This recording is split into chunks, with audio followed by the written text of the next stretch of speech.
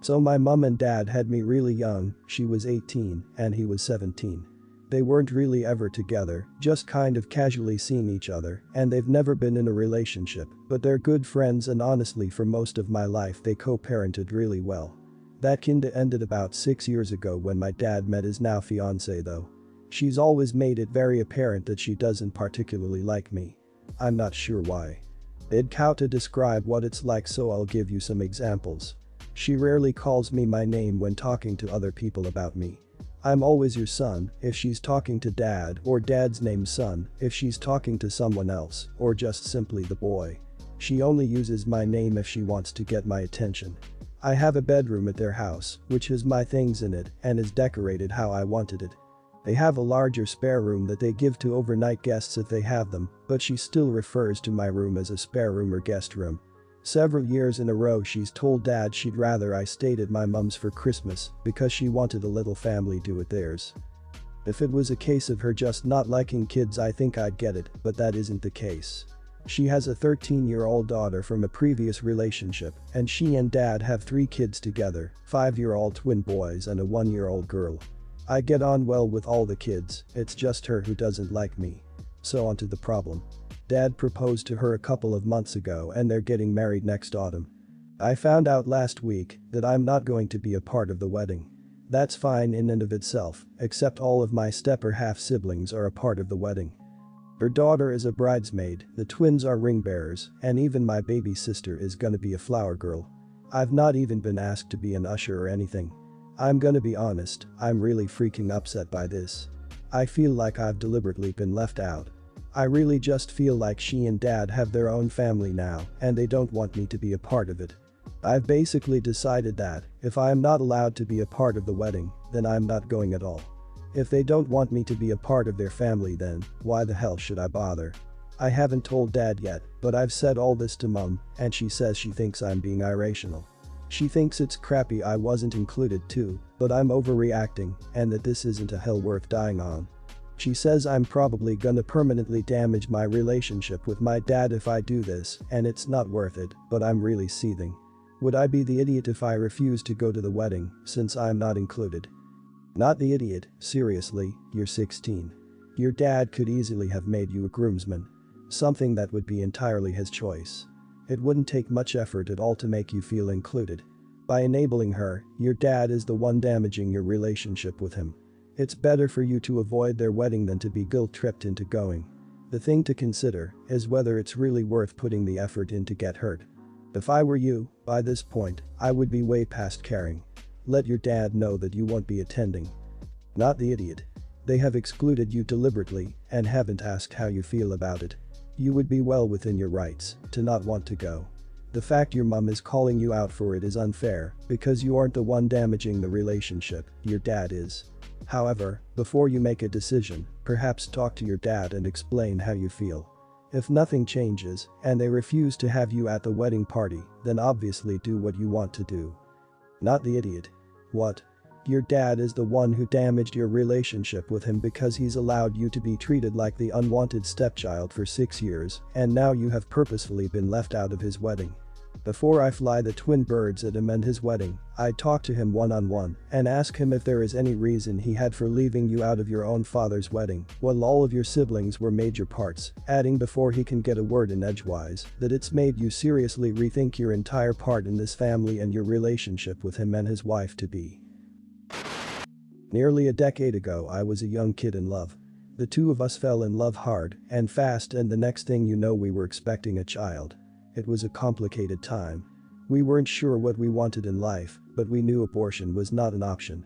So I asked her to marry me, and we moved in together. That didn't last long. It turns out we only liked each other when things were fun. When things were difficult we couldn't stand each other. We fought constantly.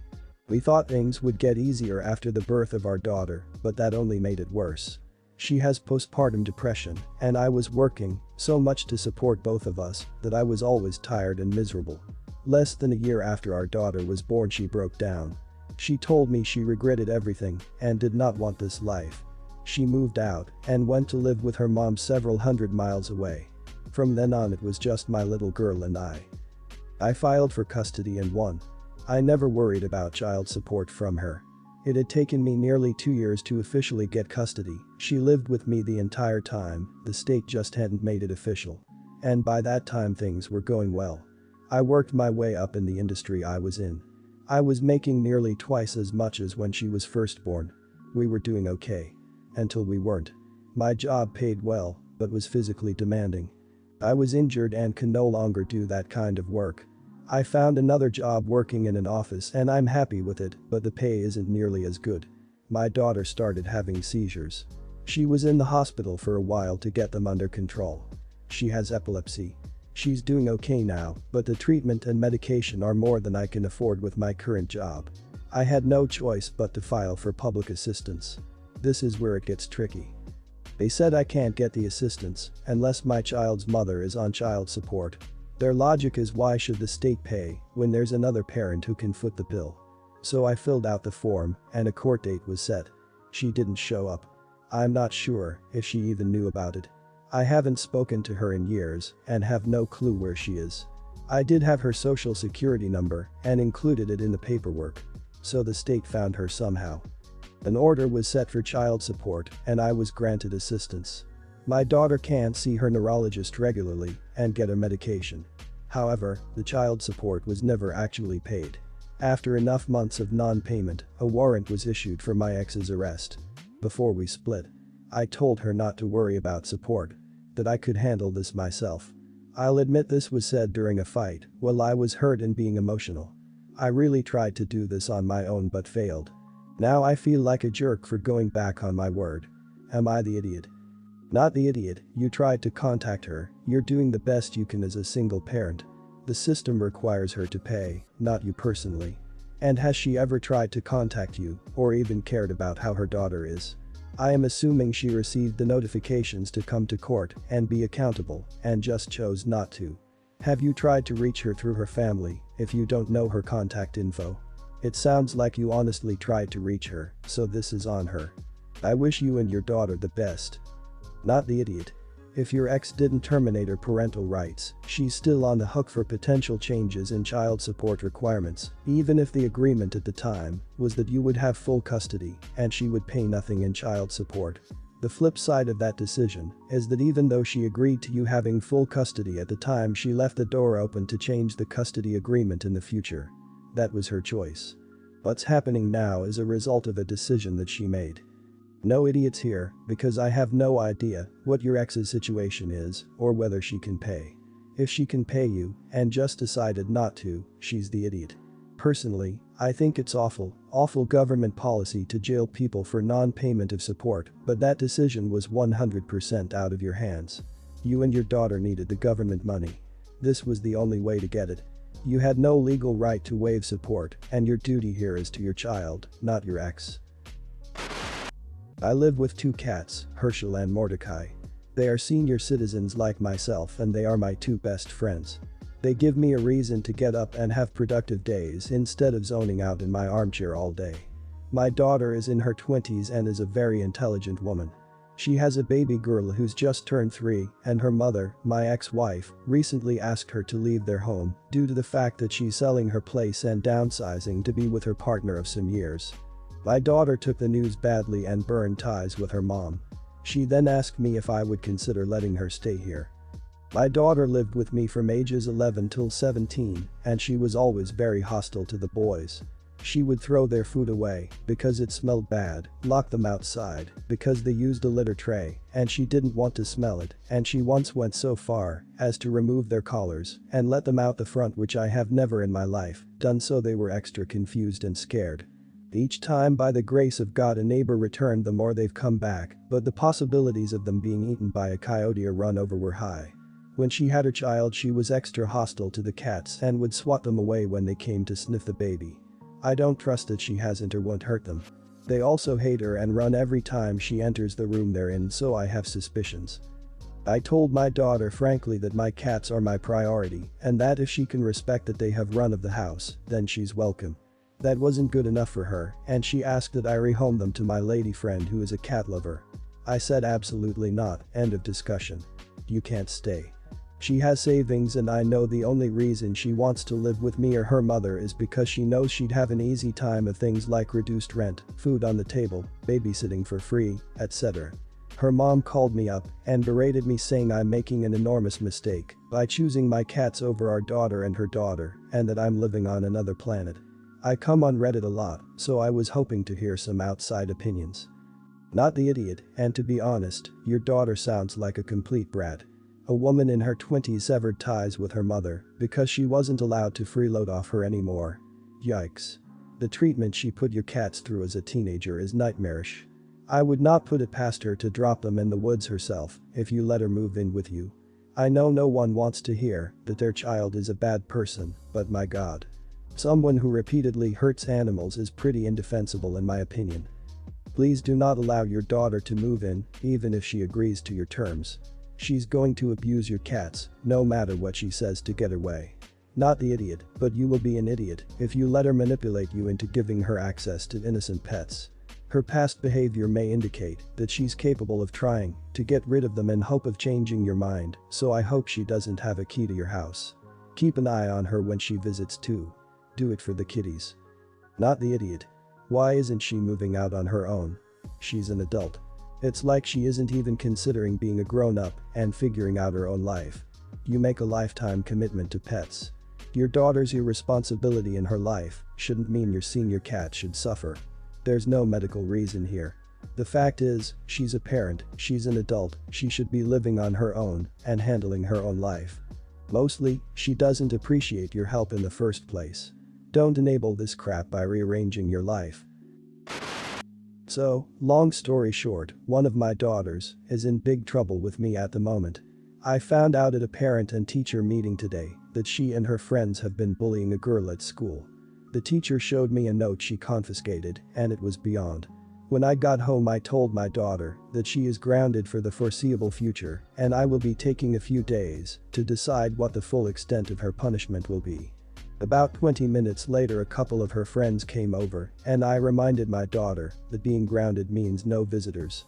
She told me that they were spending the night because they all had appointments fairly early tomorrow to get their hair done for homecoming tomorrow night.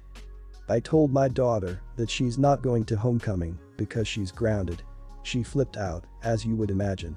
She started crying and begging and told me that she had already spent money on tickets and a dress and that it wasn't fair to do this the day before the dance and that I was punishing her date also because now he'd have to go alone. My wife and I always back each other when it comes to disciplining the kids, so my daughter called her older sister as well as all of her aunts and both of her grandmothers and begged all of them to talk to me about letting her go to the dance. They've been calling me saying it's unfair of me to do this the day before. I told them that the timing isn't my fault. I found out when I found out, and as soon as I found out, I told her she was grounded. It's not like I found out a week ago and then waited to spring it on her today. You are the idiot, but that is what you're supposed to be in this situation. You're not a friend, you're her parent, and sometimes that means being strict and making them hate you for a while. Obviously, I really think you're not the idiot, but you get my point. People, especially kids, don't learn lessons if they get away with crap without consequences. If you make an exception to her punishment to allow her to do the thing she wants to do most, then it's not really a punishment at all. Not the idiot. It's totally appropriate that she has to miss out on upcoming recreation and celebratory events, but I'd recommend that you be careful that you don't allow her to feel like a victim or martyr herself. Her behavior described by you definitely makes it seem like it's going that way. Try not to just let her stew in her own misery as much as possible. Perhaps spend the grounded time together like a long drive, a night camping, even painting a room or completing a puzzle, during which you both talk about the seriousness of her offense. Not the idiot, as someone who's been on the receiving end of similar punishments when in big trouble, please do it. While I of course hated it at the time, looking back I really am grateful for my parents' principles. Now that I'm an adult you can so easily tell if people never had to face the consequences when they grew up, so they never learned, and it is hurting them big time now personally and professionally. You are not mean. You are not doing this without cause. Actions have consequences, and sometimes those consequences can come back to you in the hardest way, at the most inopportune moment. There are 5 adults living in my home. There's me and my fiance, and then my daughter, her boyfriend, and my son. The 3 kids are all in their early 20s and are in college. My 2 kids have some epic arguments over the stupidest stuff. They are both in counseling to try to work on their relationship, and it is getting better, but when they argue, they pull the rest of us into it, and it is very stressful on the whole family dynamics. The other night, it was my fiance's day off and we had all been working around the house all day, getting the house ready for a cookout this week. My fiance had just sat down at the computer to relax with a nerdy video game when my kids started arguing over some task my son apparently didn't complete fast enough for my daughter. My fiance has very high blood pressure and is on medication, but we still try to keep him calm. He's a super sweet guy, but never had kids of his own, so sometimes he can't handle sibling drama very well. He tells my kids to stop arguing or at least take it somewhere else because he wants to relax. My son keeps talking, trying to explain. It explodes with my fiance telling him to just shut up. My fiance gets in the car and leaves to go read a book somewhere to calm down. My son comes to where I am and is still explaining how he hates it when people tell him to shut up. My daughter tries to tell him that when my fiance gets angry he could easily have a heart attack or a stroke, and my son just said that's stupid. He keeps on arguing. I can't take it anymore, and I finally scream that either he shuts up and goes to his room or he can just leave my house. I am so angry that he thinks his right to talk is more important than my fiance's health. It's been 3 days. My son will not leave his room unless he's going to work, etc. He is furious at my fiance and me, and no matter how much I've tried to talk to him, he acts like a complete victim. I don't know what to do. Everyone's the idiot here. All you do is defend your live-in boyfriend, have a daughter and blame your son for everything. Favoritism. And it shows. I feel bad for your son. Why would you not scold both of them? Doesn't matter who wouldn't stop, they both engaged in arguing. And your daughter started it. Then your fiance couldn't leave the room himself. He decided to be rude to one of your kids. If your fiance cared about his own health, he'd take his relaxation elsewhere instead of engaging, or do y'all not have rooms? Out of all the idiots, you're the biggest one. Everyone's the idiot here. I understand your fiance has high blood pressure, but if he can't handle sibling arguing maybe he shouldn't live there. That's a lot of people in one house. If he is going to snap at your kids over little things, that is a big red flag. Your kids shouldn't have had their argument in front of him while he is trying to unwind. You automatically took your fiance's side over your son's instead of getting the full story.